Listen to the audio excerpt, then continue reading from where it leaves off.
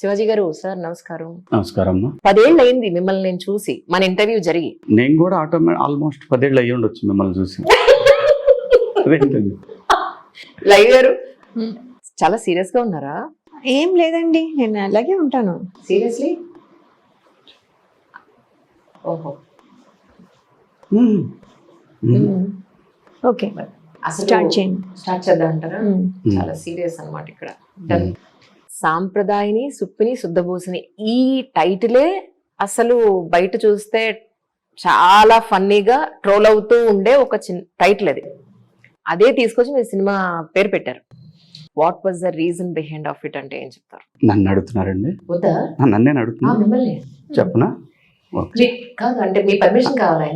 కావాలి. నారాయణ నారాయణ గారండి, శివాజీ. అసలు ఎక్కడన్నా మీ అలా కనిపిస్తారా? చూడడానికి ఎంత సాఫ్ట్ గా ఉంటారు. తను క్యారెక్టర్ లో ఉందండి. సో కాబట్టి మనం డిస్టర్బ్ చేయొద్దు. డిస్టర్బ్ అయితే ఏం చేస్తో తెలియదు. ఏది ఉంటే తీసుకుని కొట్టొచ్చు, మనకి ఎందుకు గొడవ? మీరు అడిగేయండి. మీ ఫోన్ జాగ్రత్త, ముందే చెప్తున్నా. అంతేనా?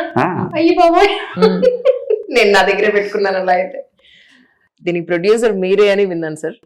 అంటే మెయిన్ ప్రొడ్యూసర్ గా ఇది చేయడానికి కారణం? నేను ఈ సినిమాలో ప్రొడ్యూసర్ గా కూడా నటిస్తున్నానండి.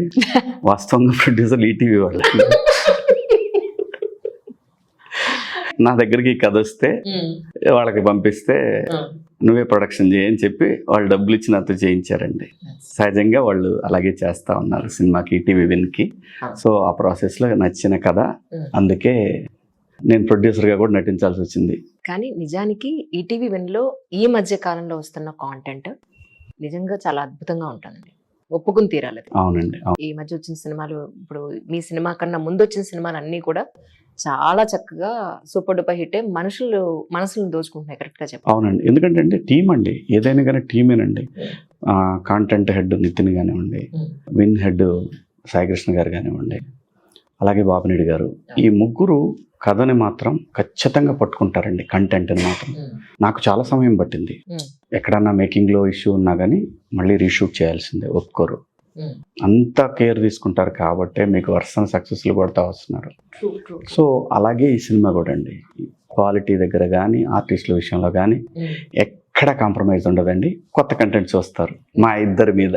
కానీ మీ ఇద్దరిది లై గారు సూపర్ హిట్ పేరు కదా, నో డౌట్. అందులో ఈ రోజుకి ప్రజలు అంటే నేను జర్నలిస్ట్ అనేది పక్కన పెడితే యాజ్ అన్ ఆడియన్ గా మిస్సమ్మ సినిమా ఎప్పటికీ మర్చిపోలేం.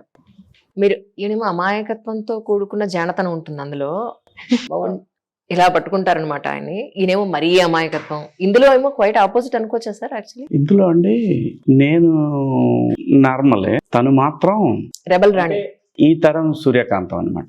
ఓహో, ఈ తరం సూర్యకాంత్ అని చూడొచ్చు మీరు సినిమాలో. ఓకే, నిజంగా అండి ఈ రోజుల్లో వస్తున్న సినిమాల్లో ఎస్పెషల్లీ మా ఇద్దరి కాంబినేషన్లో ప్రతి వాళ్ళు మీ సొంత ఫ్యామిలీని ఓన్ చేసుకొని చూస్తారు. ఇదైతే సత్యం. అంత బాగుంటుందండి. ఫ్యామిలీ రెస్పాన్సిబిలిటీస్, ఇద్దరి మధ్య గొడవలు, డిఫరెన్సెస్, ఒకటే కాకుండా సడన్ ఇన్సిడెంట్లో లైఫ్ని తలకిందులు చేసేవి అన్నీ జనరల్గా మీ లైఫ్లో, మన లైఫ్లో ఎలాగైతే అలాంటి ఒక ఫిలిం అండి. డెఫినెట్గా వస్తున్న సినిమాల్లో ఒక డిఫరెంట్గా అంటే అందరూ మాట్లాడుతుంటారు డిఫరెంట్ అని, బట్ ఓ మంచి ఎక్స్పీరియన్స్ అండి ఆడియన్స్కి ఈ సినిమా. థియేటర్లో మేమైతే స్టార్ట్ చేసిన సినిమాకి థియేటర్కి అండి. తర్వాత వాళ్ళు చెప్పారు కాంటెంట్ విన్కి కాంటెంట్ లేదు ప్రస్తుతం, సో ఇంత మంచి కాంబినేషన్, ఈ కంటెంట్ మళ్ళీ కష్టం, రేర్గా వస్తుంది, బడ్జెట్లో ఏదైనా డిఫరెన్స్ ఉంటే మేము చేసేస్తాం, నీకు చేద్దామన్నారు. కానీ ఈటీవీ అడిగినప్పుడు ఒప్పుకోవటం అనేది ఆటోమేటిక్గా వచ్చేస్తాయి. Okay, what ever you decide, అంతేనండి. కానీ లోపల ఎక్కడో బాధ ఉంది. రే సినిమా థియేటర్ చేశాం కదా, పాపం లయ నిజంగా ఎంత సాక్రిఫైస్ చేసిందంటే అండి, ఫ్యామిలీని వదిలేసి 1.5 year ఈ సినిమా కోసం స్పెండ్ చేసిందండి. మధ్య మధ్యలో గ్యాప్లు ఉన్నాయి, వెళ్ళి పాపం తను ఈ సినిమా మీద అంత స్పెండ్ చేసినా కూడా దాని రిజల్ట్ వచ్చే సినిమా అండి. ఆర్టిస్టులు ఎవరు కూడా సాక్రిఫైస్కి ఒక మీనింగ్ ఉండాలి. అలాంటి మీనింగ్ ఈ సినిమాకి తనకు కనిపించింది కాబట్టి తను చేయగలిగింది. కానీ అలా చేసే ఆర్టిస్టులు చాలా రేర్గా ఉంటారండి. ఉంటారని నేను చెప్పను, సినిమా కోసం చేసేవాళ్ళు చాలా మంది ఉన్నారు. లయ పిల్లల్ని కూడా వదిలేసి ఫ్యామిలీని వదిలేసి ఇప్పుడు రెస్పాన్సిబుల్ కదా తను. ఒంటరిగా ఉన్న హీరోయిన్ చేయడం పెద్ద కష్టమైన పని ఏం కాదు. తనకు రెస్పాన్సిబిలిటీ ఉంది. తను కానివ్వండి, మిగతా ఆర్టిస్టులు కానివ్వండి, రోహన్ వాడు కూడా అండి, వాడికి కూడా అసలు ఎన్ని రోజులు షూటింగ్ చేసాడో తెలియదు. వాడికి మాట్లాడింది 10 రోజులే. వాడు ఎన్ని రోజులు చేసాడో తెలియదు. వాళ్ళ అమ్మగారు కూడా రూపాయి ఎక్స్ట్రా అడగలేదు.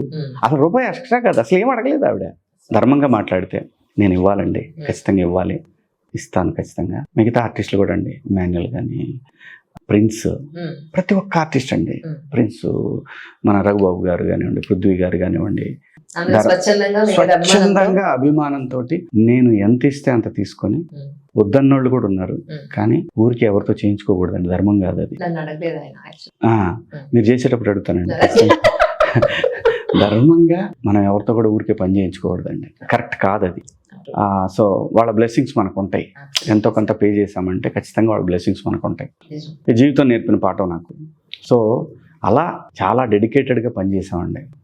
చాలా కష్టం ఉంది దీని వెనకాల. సరే అయినా అడిగారు, వాళ్ళ వల్లే నా రీఎంట్రీ అయింది. మనకు ఎథిక్స్ ఉంటాయి. డన్ సార్ అలాగే అండి అని అన్న. మళ్ళీ ఎందుకో అలా తిరిగి ఇలా తిరిగి థియేటర్కి వచ్చేసింది. కొంచెం పెద్ద పెద్ద డైరెక్టర్లు చూశారు, ప్రొడ్యూసర్లు చూశారు, ఫ్యామిలీస్ వాళ్ళ ఫ్యామిలీసే చూశారు. చూసి ఇదేంటిది థియేటర్లో నిజంగా అండి. మీకు ఒక వెంకటేష్ బాబు గారి సినిమాకి వెళ్ళినప్పుడు లేదంటే ఒక మంచి ఫ్యామిలీ, రాజశేఖర్ గారి సినిమాలు ఉండే అలాంటి జనరేషన్స్తో సంబంధం లేకుండా ఒక అద్భుతమైన ఫీలింగ్ ఉంటుందండి ఈ సినిమా చూస్తుంటే. థియేటర్లోనే చూడాలండి. మావే ఉన్నాయి కాబట్టి కొంచెం మాట్లాడుకుంటున్నారు దీని గురించి, మా ఇద్దరి కాంబినేషన్ కాబట్టి మాట్లాడుకుంటున్నారు. అలా ఒక మంచి ఎక్స్పీరియన్స్ ఉంటుందండి. థియేటర్ ఎక్స్పీరియన్స్ చాలా బాగుంటుందండి ఈ సినిమాకి. ఇది 4వ సినిమా ఐ థింక్ సో మీ ఇద్దరిది. 4 అండి కదా. శివాజీ గారి తోటి యాక్ట్ చేసిన ఆర్టిస్ట్ ఎవరైనా సరే ఆయన అందరికీ సమానమైన గౌరవం ఇస్తారు, చాలా చక్కగా చూసుకుంటారు అనేది ఆయన ఎప్పుడూ ఉంది ఆయనకి. ఇది 4వ సినిమా ఆయనతో పాటు యాక్ట్ చేయడం. ఆయన గురించి చెప్పండి ఒకసారి, మాకు వినాలనుకుంటున్నాం. అయ్యో చాలా ఉందండి చెప్పాలంటే. అంటే నేను నార్మల్ గా కూడా ఆయన ఉన్నారని కాదు, ఆయన లేనప్పుడు కూడా చాలా సార్లు చెప్పాను. సో నేను ఎక్కువగా ఏదైనా షేర్ చేసుకోవడానికి, నాకంటే I don't have to worry ఆయన ఇప్పుడు ఏం అనుకుంటారు నా గురించి, నేను చెప్పచ్చా లేదా, ఆయన అడ్వైస్ ఆయన ఏమనుకుంటున్నారో కరెక్ట్గా ఇస్తారు. బట్ నేను భయపడక్కర్లేదు ఏదైనా చెప్పాలి, లేకపోతే ఏదైనా అడగాలి, లేకపోతే ఏదైనా ఏంటిది అని ఏదైనా డిస్కస్ చేయాలి అంటే అది చాలా చాలా ఇంపార్టెంట్ ఒక ఆర్టిస్ట్కి మధ్యలో. అంటే it doesn't have to be artist అనే కాదు, ఏదైనా మనం ఎక్స్ప్రెస్ చేయగలగాలి కదా. So that is very good first thing.